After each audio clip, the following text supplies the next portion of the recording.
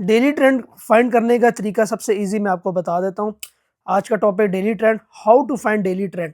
हम ये देखना चाहते हैं कि आज का ट्रेंड क्या है, बाय है या सेल है। सबसे डिफिकल्ट हर किसी को यही लगता है कि यार आज का ट्रेंड हमने फाइंड करना है तो किस तरह पता चलेगा।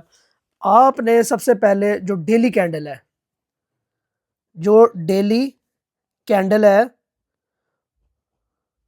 वो देखनी है। डेली कैंडल का आपने चार्ट खोल लेना है। मैं इसकी प्रॉपर वीडियो यूट्यूब पे अपलोड कर दूंगा जिसमें चार्ट और प्रैक्टिकल आपको सारा नज़र आएगा।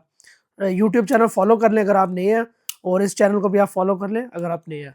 तो अभी हम दोबारा टॉपिक पे चलते हैं। डेली कैंडल आपने ओपन करनी है चार्ट में, 9 AM में देख ओपन करना है डेली कैंडल पे, और हमने देखना है प्रीवियस डे का जो कैंडल क्लोजिंग हुई है वो किस साइड पे हुई है, अप साइड पे या डाउन साइड पे।